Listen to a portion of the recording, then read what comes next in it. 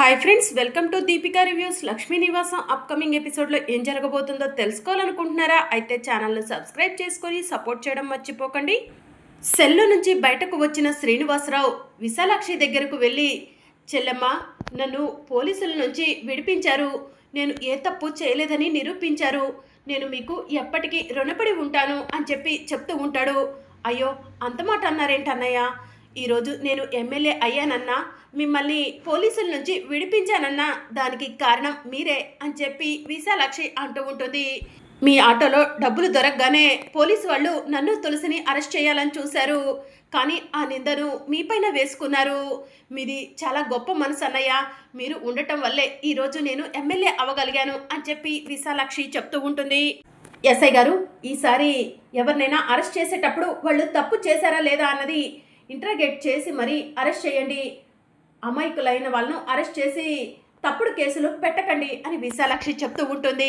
తప్పకుండా మేడం అని చెప్పి పోలీసు వాళ్ళు విశాలాక్షికి చెప్తూ ఉంటారు. అన్నయ్య గారు, పదండి వెళ్దాం అని విశాలాక్షి చెప్తూ ఉంటుంది. ఇక అందరూ కలిసి పోలీస్ స్టేషన్ నుంచి బయటకు వెళ్తూ ఉంటారు. అప్పుడే తులసి, ఇప్పుడే వస్తాను, మీరు పదండమ్మా అని చెప్పి చెప్తూ ఉంటుంది. ఇక తులసి పోలీసుల దగ్గరకు వెళ్తుంది. మళ్ళీ వచ్చారేంటి మేడం అని పోలీసు వాళ్ళు తులసిని అడుగుతూ ఉంటారు. అసలైన నేరస్తులు మీ సెల్లో ఉన్న వాళ్ళు కాదు, వాళ్ళ వెనుక ఎవరో ఉండి ఇదంతా నడిపిస్తున్నారు.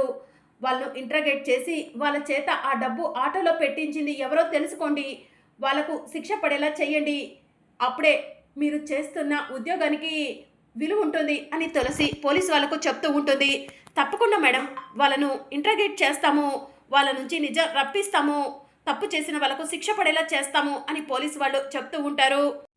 ఇంకొకసారి అమాయకులైన వాళ్ళను అరెస్ట్ చేస్తే మీ ఉద్యోగం ఊడిపోతుంది, జాగ్రత్త అని తులసి పోలీసులకు వార్నింగ్ ఇచ్చి పోలీస్ స్టేషన్ నుంచి బయటకు వెళ్తుంది.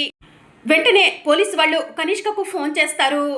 కనిష్క ఫోన్ లిఫ్ట్ చేసి, ఏంటి నాకు ఫోన్ చేశారు అని చెప్పి అడుగుతూ ఉంటుంది. తులసి గారు, ఎమ్మెల్యే విశాలాక్షి గారు పోలీస్ స్టేషన్కు వచ్చారు అని చెప్పి చెప్తూ ఉంటాడు. వాళ్ళు మీ పోలీస్ స్టేషన్కి వచ్చారా, ఎందుకు అని కనిష్క అడుగుతూ ఉంటుంది. శ్రీనివాసరావు అనే అతన్ని అరెస్ట్ చేశాం కదా మేడం, అతను ఏ తప్పు చేయలేదని సాక్షుల్ని తీసుకొచ్చారు, మీరు ఆ రోజు ఆటోలో డబ్బు పెట్టించారు కదా, వాళ్ళే ఇప్పుడు మా సెల్లో ఉన్నారు, శ్రీనివాసరావుని నిర్దోషిగా నిరూపించి బయటికి తీసుకెళ్ళిపోయారు, మీరు డబ్బు పెట్టించిన వాళ్ళు కూడా వాళ్ళే డబ్బు పెట్టామని ఒప్పుకున్నారు మేడం అని పోలీసు వాళ్ళు కనిష్కకు చెప్తూ ఉంటారు. చా, ఇదేంటి ఇలా జరిగింది, ఆ తులసి దెబ్బ మీద దెబ్బ కొడుతుంది అని కనిష్క మనసులో అనుకుంటూ ఉంటుంది. మేడం, మీకు ఇంకొక విషయం చెప్పాలి, విశాలాక్షి గారి కోడలు తులసి గారు అందరూ వెళ్ళిపోయిన తర్వాత మళ్ళీ వెనక్కి వచ్చి అసలైన నేరస్తులు సెల్లో ఉన్న వాళ్ళు కాదు, అసలైన నేరస్తులు ఎవరో మీకు తెలుసు, నాకు తెలుసు, సెల్లో ఉన్న వాళ్ళను ఇంట్రాగేట్ చేసి అసలైన దోషులను పట్టుకోమని చెప్పారు మేడం, అసలైన దోషులు మీరే కదా మేడం, లేదంటే నా ఉద్యోగం ఊడిపోతుందని ఆ తులసి గారు వార్నింగ్ కూడా ఇచ్చారు అని పోలీసు వాళ్ళు కనిష్కకు చెప్తూ ఉంటారు. ఆఫ్టర్ ఆల్ ఆ తులసికి భయపడుతున్నారా మీరు అని కనిష్క అంటూ ఉంటుంది. ఇప్పుడు ఈ నియోజకవర్గానికి విశాలాక్షి గారే కదా ఎమ్మెల్యే, భయపడకుండా ఎలా ఉంటాము అని చెప్పి పోలీసు వాళ్ళు అంటూ ఉంటారు. మీరు టెన్షన్ పడకండి, మీ ఉద్యోగం ఎటు పోదు, ఆ తులసికి అసలు భయపడాల్సిన అవసరం లేదు అని కనిష్క ఫోన్లో చెప్తూ ఉంటుంది. సరే మేడం, మీరు ఉన్నారన్న నమ్మకంతోనే, మీరు తప్పు చేశారని తెలిసినా కూడా మిమ్మల్ని అరెస్ట్ చేయట్లేదు, మా ఉద్యోగాలు ఏదైనా ప్రాబ్లం వస్తే మీరే చూసుకోవాలి మేడం అని పోలీసు వాళ్ళు చెప్తూ ఉంటే, సరే నేను చూసుకుంటాను అని కనిష్క చెప్తూ ఉంటుంది. ఇక దాంతో ఉంటాను మేడం అని పోలీసు వాళ్ళు ఫోన్ కట్ చేస్తారు. అన్నయ్య గారు, ఇక ఇంటికి వెళ్దారండి అని విశాలాక్షి శ్రీనివాసరావుని పిలుస్తూ ఉంటుంది. లేదమ్మా, మీరు వెళ్ళండి, వీలు చూసుకొని ఎప్పుడైనా వస్తాము అని శ్రీనివాసరావు చెప్తూ ఉంటాడు. అవును వదిన గారు, వీలు చూసుకొని మళ్ళీ ఎప్పుడైనా వస్తాము, ఆయన విడిపించినందుకు చాలా థ్యాంక్స్ వదిన గారు అని చెప్పి లక్ష్మి చెప్తూ ఉంటుంది. నేను మీకు థ్యాంక్స్ చెప్పాలి, మీరు నాకు థ్యాంక్స్ చెప్తున్నారేంటి అని చెప్పి విశాలాక్షి అంటూ ఉంటుంది. మీ థ్యాంక్స్లు చెప్పుకోవటం పూర్తయిపోతే ఇక బయలుదేరదాం పదండి అని సిద్ధు చెప్తూ ఉంటాడు. ఇక అందరూ కూడా నవ్వుకుంటారు. ఇక శ్రీనివాసరావు లక్ష్మి ఆటోలో ఇంటికి బయలుదేరతారు.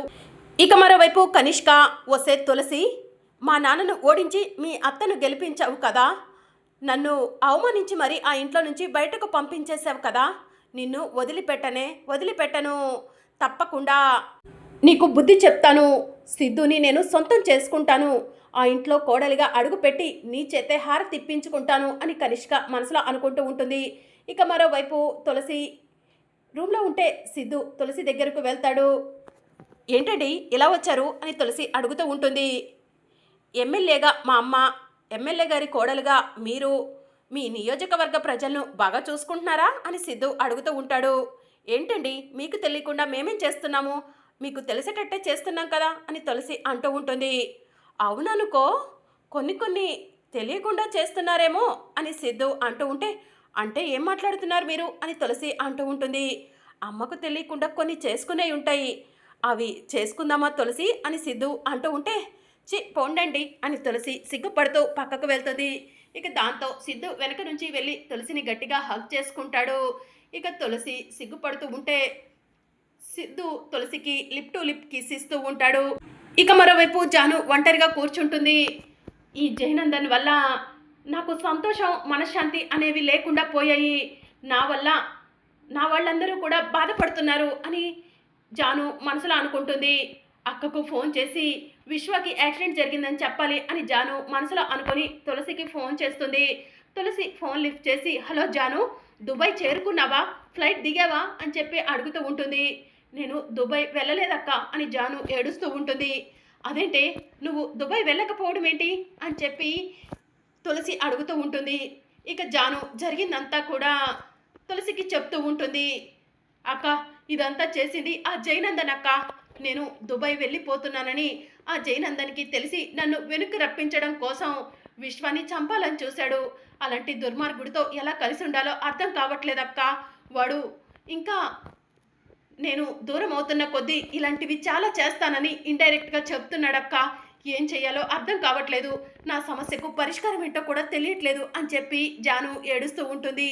జాను, బాధపడకే, ఆ జైకి నేను బుద్ధి చెప్తాను అని తులసి అంటుంది. వద్దక్క, వాడంత దుర్మార్గుడు లేడు, వాడు అవసరమైతే నిన్నేదైనా చేయటానికి కూడా వెనకాడడు అని చెప్పి జాను చెప్తూ ఉంటుంది. అలాంటి వాళ్ళను చాలామందినే చూశాను, కానీ ముఖ్యంగా నువ్వు ఇప్పుడు నాకు ఒక పని చేయాలి జాను అని చెప్పి తులసి అంటూ ఉంటుంది. ఏంటక్క అది అని జాను అడుగుతూ ఉంటుంది. నేను ఒక ప్లేస్ చెప్తాను, అక్కడికి వచ్చే జాను అని తులసి అంటూ ఉంటే, సరే అక్క అని చెప్పి జాను అంటుంది. ఇక తులసి హడావుడిగా రెడీ అయి వెళ్తూ ఉంటుంది. ఎక్కడికి వెళ్తున్నావు తులసి అని చెప్పి సిద్ధు అడుగుతూ ఉంటాడు. అమ్మ వాళ్ళ ఇంటికి వెళ్తున్నాను అని తులసి చెప్తూ ఉంటుంది. నేను డ్రాప్ చేస్తాను అని సిద్ధు అంటూ ఉంటే, లేదండి నేను అర్జెంటుగా వెళ్ళాలి అని తులసి కంగారు పడుతూ వెళ్తూ ఉంటుంది. తులసి ఎందుకు ఇంత కంగారు పడుతుంది, అంత అర్జెంట్ ఏంటి అని సిద్ధు మనసులో అనుకుంటాడు. ఇక తులసి టెన్షన్ పడుతూ ఆటో స్టాండ్కి వెళ్తుంది. ఇక కనిష్క అటుగా వెళ్తూ తులసిని చూస్తుంది. రోడ్డు మీద నుంచున్న తులసి దగ్గరకు వెళ్ళి కారు ఆఫ్ చేస్తుంది. ఏంటి, ఎమ్మెల్యేకి కోడలివైనా కూడా ఈ ఆటోల్లో తిరిగే బుద్ధి ఇంకా పోలేదా అని కనిష్క అంటూ ఉంటుంది. కనిష్క, మాటలు జాగ్రత్తగా రానివ్వు అని తులసి అంటూ ఉంటుంది. ఇక సిద్ధు టిఫిన్ తింటూ ఉండగా టీవీలో ఈరోజు ఆటోలు బంద్, ప్రజలందరూ గమనించగలరు, సిటీలో ఈరోజు ఎలాంటి ఆటోలు నడవు అని చెప్పి బ్రేకింగ్ న్యూస్లో చెప్తూ ఉంటారు. ఆటోలు నడవు అని టీవీలో చెప్తున్నారు. తులసి ఆటోలో వాళ్ళ అమ్మ వాళ్ళ ఇంటికి వెళ్తాంది.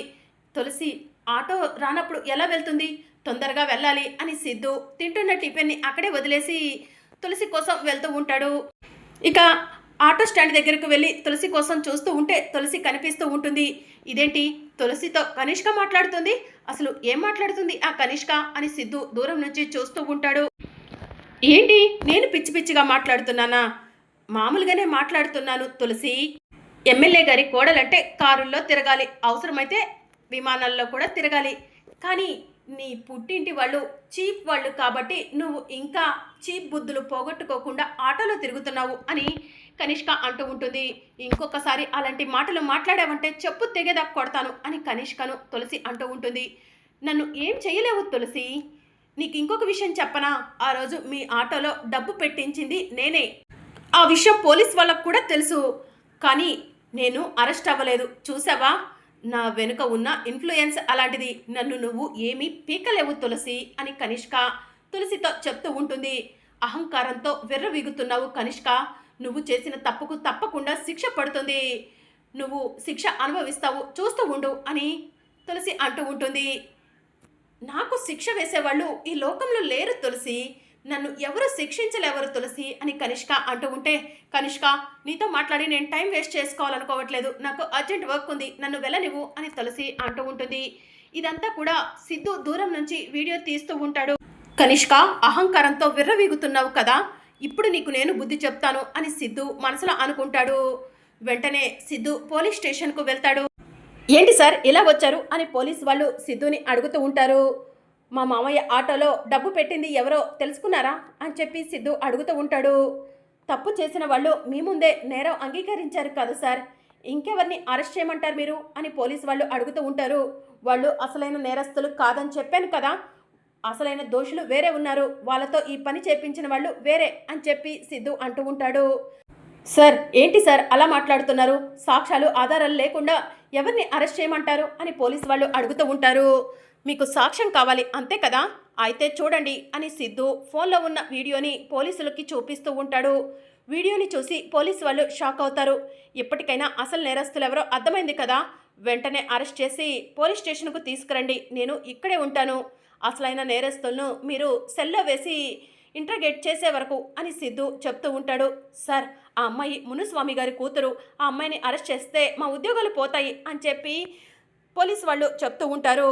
ఓ అయితే తప్పు చేసిన వాళ్ళు మునుస్వామి కూతురు లాంటి వాళ్ళైతే మీరు వాళ్ళను అరెస్ట్ చేయరన్నమాట, మీ ఉద్యోగాలు పోతాయి కాబట్టి అంతేనా, అయితే మీరు అసలైన నేరస్తుల్ని వదిలి తప్పు చేయని వాళ్ళను శిక్షిస్తున్నారు కాబట్టి మీ ఉద్యోగాలు పోయేలా నేను చేస్తాను, ఇప్పుడే మా అమ్మకు ఫోన్ చేస్తాను అని సిద్ధు అంటూ ఉంటే, సార్ వద్దు సార్, మా ఉద్యోగాలు పోతే మా ఉద్యోగాలపై మా భార్యలు పిల్లలు ఆధారపడి ఉన్నారు సార్, మీరు ఇప్పుడేమంటారు, ఆ కనిష్కను అరెస్ట్ చేయమంటారు అంతే కదా, ఇప్పుడే కానిస్టేబుల్లను పంపించి కనిష్క మేడంని అరెస్ట్ చేపిస్తాను అని ఎస్ఐ చెప్తూ ఉంటాడు.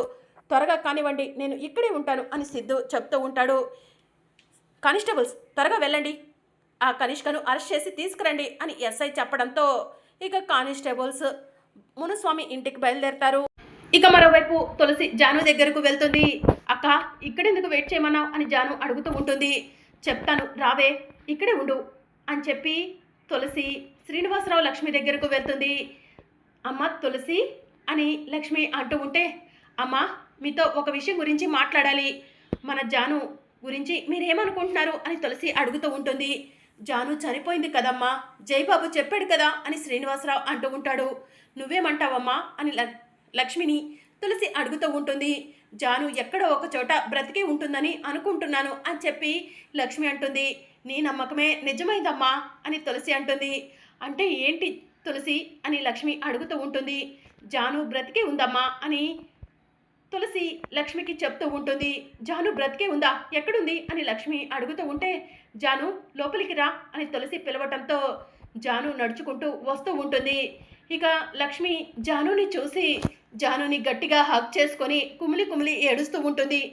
జాను నువ్వు బ్రతికే ఉన్నావు, నువ్వు బ్రతికే ఉంటావని నాకు తెలుసు అని చెప్పి లక్ష్మి ఏడుస్తూ ఉంటుంది. ఏడవకమ్మా ఏడవకు, నీ నమ్మకం నిజమైంది అని చెప్పి తులసి జాను ఇద్దరు కూడా లక్ష్మిని ఓదారుస్తూ ఉంటారు.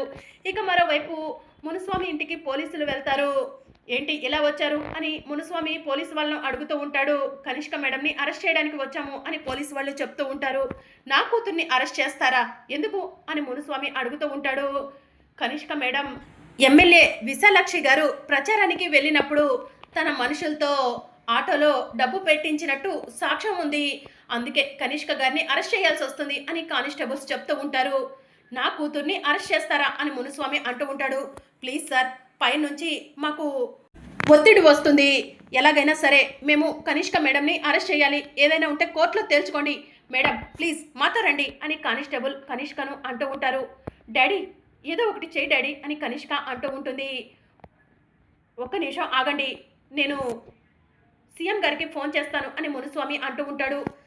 అవసరమైతే మీరు బెయిల్ తీసుకొని స్టేషన్కు రండి, చెప్పాను కదా మాకు పైన నుంచి ఒత్తిడి వస్తుంది, మమ్మల్ని అర్థం చేసుకోండి అని చెప్పి పోలీసు వాళ్ళు కనిష్కను తీసుకొని పోలీస్ స్టేషన్కు వెళ్తారు.